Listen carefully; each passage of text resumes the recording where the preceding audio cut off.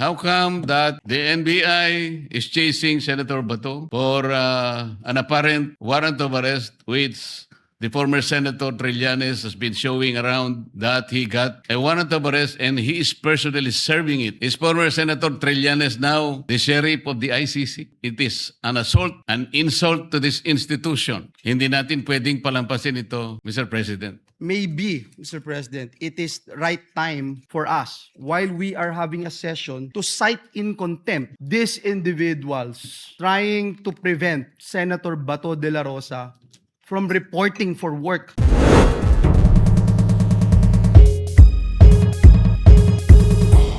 So if the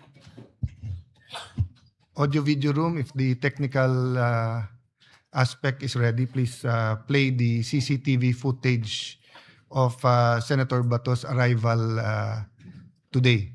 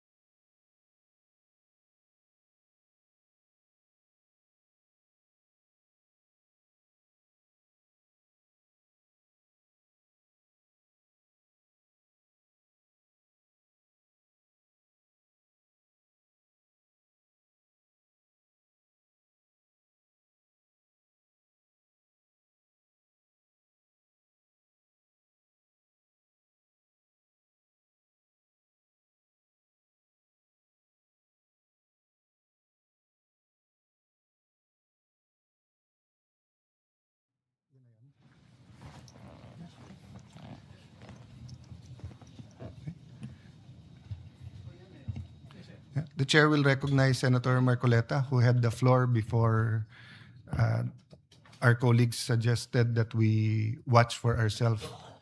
So we will be asking the OSA to identify who among those who were chasing Senator Bato were NBI agents.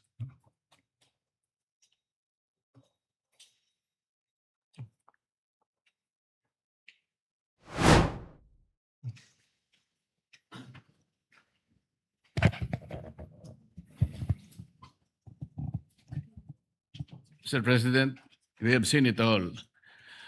I think this is the best evidence that can prove that the good senator, our colleague in this institution, is being chased by authorities. I'm not sure where they got the authority to chase him, and incidentally, I think he's about to be captured by them for purposes of serving him or rendering him or even surrendering him to the ICC. I'd like to ask, Mr. President, what is the authority of the National Bureau of Investigation in executing, for example, even if for the sake of an argument that the ICC issued a warrant of arrest against Senator Bato? As far as I know, Mr. President, the counterpart of the Interpol, which is the serving arm of the ICC in executing warrants, the Interpol's counterpart in this country is PCTC, which is the Philippine Center for Transnational Crimes.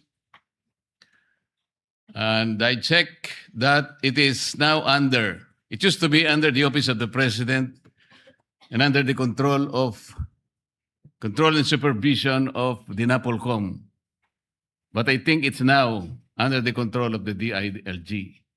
So my question is, how come that the NBI is chasing Senator Bato for an apparent warrant of arrest, which the former Senator Trillanes has been showing around that he got a warrant of arrest and he is personally serving it to the senator?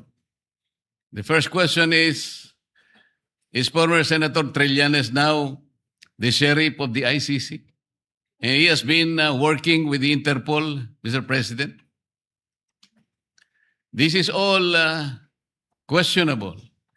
As I said earlier, Mr. President, this is not only an assault to our colleague, but principally it is an assault, an insult to this institution.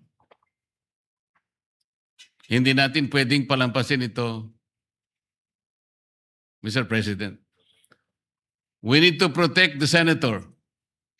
As I said earlier, and I manifested that Trillanes himself was a beneficiary of this institution's security. Humingi po siya ng Senate Protective Custody nung panahon na kinailangan niya po ito. Ngayon, ironically, he's the one executing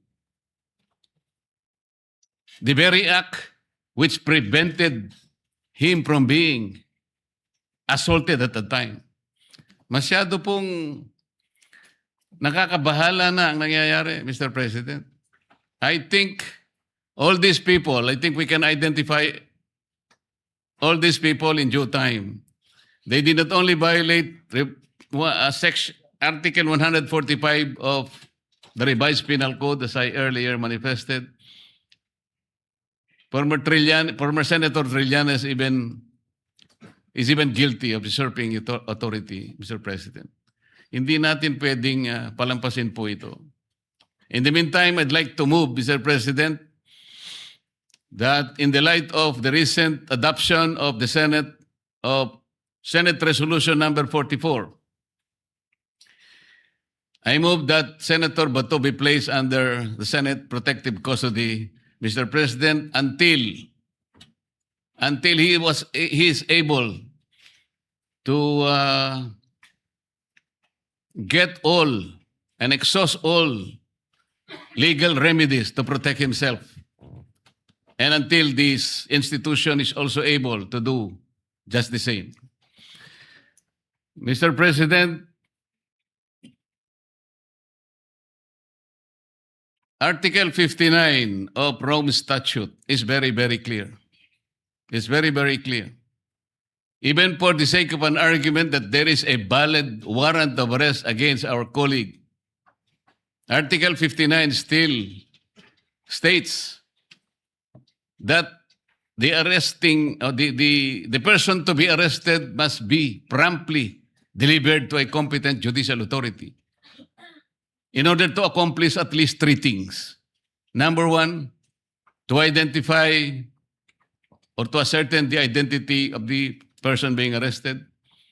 Number two, whether the processes, the legal processes have been observed. And number three, whether or not his rights were protected. This is very, very important for purposes of protecting the due process and the rule of law, which our colleague can avail, Mr. President. The motion is consistent with our rules, is consistent with Senate Resolution number 44, is consistent with precedence. So is there any objection?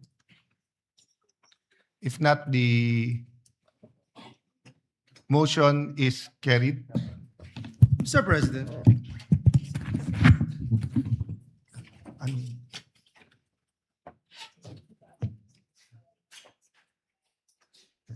So consistent with past practices, no? Senator Bato will enjoy the protection of the law and the protection of the Senate in accordance with our rules and with Philippine laws. No? thank you. Mr. President, may I have the floor, Mr. President? Yes, Majority Leader. Mr. President, as I was looking and watching the CCTV, Mr. President, I recall, Mr. President, every time we have a committee hearing, any member of the Senate would move to cite in contempt someone who is lying, Mr. President. So my position, Mr. President, looking at what happened to our dear colleague, and I'm going to do this, Mr. President, whether you are in majority or minority, you are an elected official, Mr. President. And for someone, especially coming from a different agency of the government, trying to do something like that in violation of Article 147, Chapter 2 of our revised penal code, Mr. President. Maybe, Mr. President, it is the right time for us, while we are having a session, to cite in contempt these individuals trying to prevent Senator Bato de la Rosa from reporting for work to do his job as elected senator of the Republic of the Philippines. So, Mr. President, if it is a proper motion, and I would leave this to the body, that we cite in contempt these individuals, Mr. President, that would be identified in this particular video, trying to block, trying to prohibit Senator Bato de la Rosa from doing his job, Mr. President. Yes. I submit, Mr. President, to the wisdom of the Is there any objection to majority. holding the John and Jane Does, who will be laterly identified in accordance with the CCTV, to hold them in contempt of Senate? Then, the Senate? Mr. President, I was suggesting, Mr. President, and if you are, if the body is amenable to that, I will move, Mr. President, that we cite them in contempt. Yeah. Because, Mr. President, well, because you made that manifestation, Majority Leader, let me say this, not as Senate President, but as a member of the Philippine Bar, and as a humble servant of our people as a senator, each legislative body has to defend itself, especially versus existential threats. When we only have 24 senators and in certain votes you need 13, and we will allow that in our premises without the proper coordination nor without the proper due process, ay pwede mong habulin na lang at hagurin yung isang senator, what can be more existential than that? There might be some reservations, but medyo ang tono pa lang sa hearings ay parang may kabastusan. Hino-hold na natin in contempt eh. And for the record, when Senator Bato was chased by these agents, we were already in session. I was already standing in the podium at the side and already was making that motion. So even out of courtesy, regardless of their coordination, kung meron man o wala dito, hindi dapat hinabol si Senator. Dapat pumunta sila dito sa taas. Nakipag-usap sila. Gwardiyahin nila lahat ng pinto. Pero hindi dapat makipaghabulan sa kahit sinong senador dito sa loob. So it is really the pleasure of the body. But if we do not take a hard stance regarding that, do not regret or do not ask ourselves why, tomorrow baka may checkpoint na malapit sa bahay natin at huhulihin na tayo. Because my understanding of parliamentary immunity goes to the extent of even being secure in our traveling to the Senate. Eto na sa loob na ng Senado eh. So, Majority Leader, maybe you should consult the other senators or make the motion and then, so can we recognize first Senator Estrada? Thank you, Mr. President. Just an additional violation of the elements of the National Bureau of Investigation who chased or who prevented Senator Bato from attending the sessions. I invite the attention of our colleagues in Article 145 of the Revised Penal Code. If I can read it to you. Violation of parliamentary immunity. The penalty of prison mayor shall be imposed upon any person who shall use force, intimidation, threats, or fraud to prevent any member of the National Assembly from attending the meetings of the Assembly, which in this case is the Senate, or any of its committees or subcommittees, constitutional commissions or committees, or divisions thereof, from expressing his opinions and casting his vote. And the penalty of prison correctional shall be imposed upon any public officer or employee who shall, while the Assembly is in regular or special session, arrest or search any member thereof, except in case such member has committed a crime punishable under this code by a penalty higher than prison mayor. That is all, Mr. President. We take note of that, Senator Estrada, and it's 100% correct. But the reason why this the presiding officer has not mentioned administrative and criminal law is because we can ask the Committee on Rules and the Committee on Public Order to have an investigation. No, to meaning my immediate concern is the integrity and the safety of the Senate as an institution. It isn't even about Senator Bato. They could be arresting people from the other side of the aisle or other side of the politics here. I would have the same stand that you have to coordinate first, then we have to accept that they have legal authority. If not, you give the senator the opportunity to go to court or, as Senator Marcoleta said, all legal remedies. Wala namang problema po sa legal remedies. If we go to all the precedents, you will see na eventually yung iba nag-surrender din. Pero yung korte ang nag-utos, hindi yung mga law enforcers. So my point is, we will deal with the administrative and criminal liabilities, if any, according to the findings of our committees. But right now, before us is the question of what does the Senate in plenary as a body do to protect itself. And Senator Villanueva suggested holding them in contempt.